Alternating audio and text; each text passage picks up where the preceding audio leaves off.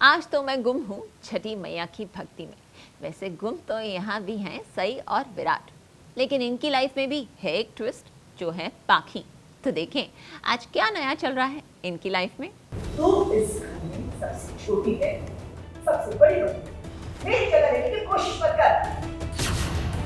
कल ये घर जवान निवास का और ड्रामा कंपनी ज्यादा लग रहा है। जवान हाउस में ड्रामा, सारी फसाद की जड़ तू है। सई पर भड़की काकू। इस घर के कायदे कानून किसी भी सदस्य के लिए नहीं बदलते। फिर चली काकू की हुकूमत। गर्दन झुकी रहे और जुबान बंद, समझ ला?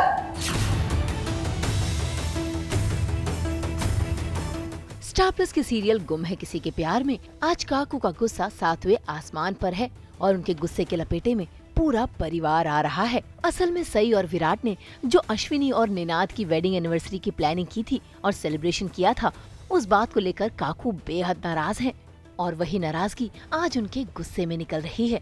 उन्हें लगता है कि ये प्लानिंग और सेलिब्रेशन किसी और का नहीं बल्कि सई का किया धरा है, इसीलिए वो सबसे पहले सई पर ही नाराज हो रही है। तू इस घर में सबसे छोटी है, सबसे बड़ी बनी। मेरी जगह लेने की कोशिश मत कर। सारी फसाद की जड़ तू है।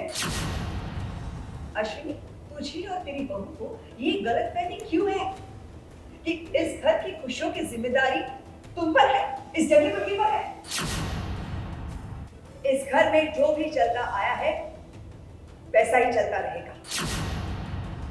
मैंने ओमी से बात की, उसे मनाया, तब जाकर इन्होंने फैसला बदल दिया है और ये लोग अब यही इसी घर में रहेंगे। इस तरह से एक्सपेक्ट नहीं किया था।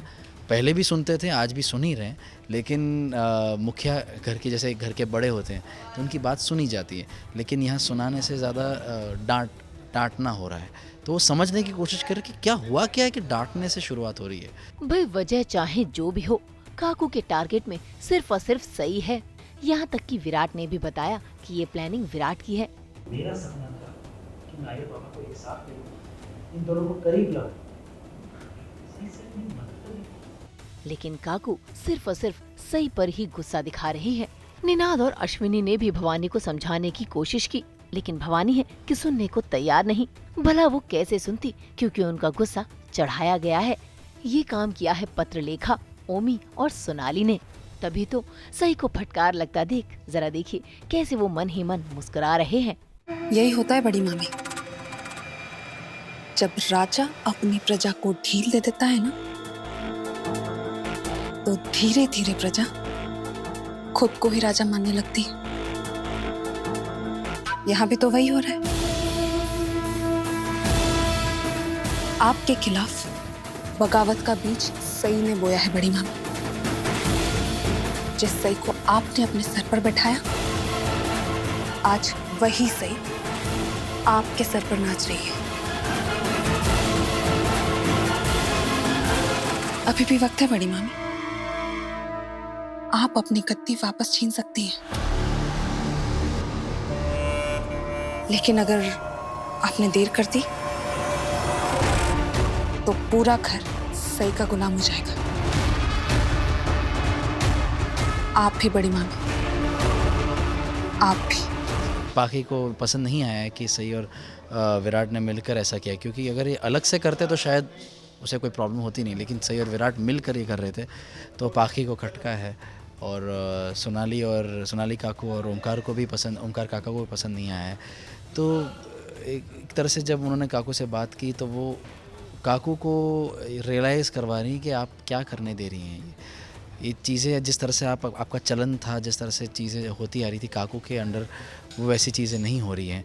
सई की वाहवाही और अपनी बातों को महत्व न मिलने की वजह से काकू को डर लग रहा है कि कहीं आगे चलकर उनका वर्चस्व खत्म ना हो जाए। इसीलिए वो सब पर आग बबूला हो रही हैं। साथ ही उन्होंने फैसला ले लिया है कि अब सई अकेले नहीं बल्कि विराट के साथ उसके कमरे में रहेगी। सई विराट के साथ उसके कमरे में रहेगी, बात खत्म। ये सुनकर सई की आंखों में आंसू आ गए और उसे डर है कहीं विराट के साथ उसकी अच्छी दोस्ती को किसी की नजर ना लग जाए। अब देखना होगा कि आगे चलकर सई क्या फैसला लेगी। हाँ, मैं सही से प्यार करता हूँ। क्या वो कभी ऐसा महसूस करेगी जैसा मैं उसके लिए करता हूँ? जो करते थे एक दूसरे को नजरअंदाज, अब आ रही है अंदाज। लेकिन आज तक इस घर की कोई भी बहू अपने पति से अलग नहीं रही है। सही दिवाली तक विराट के कमरे में शिफ्ट हो जाएगी और अगले दिवाली तक मुझे इस घर का चिराग चाहिए। मुंबई से पारस दामा के साथ ब्यूरो रिपोर्ट।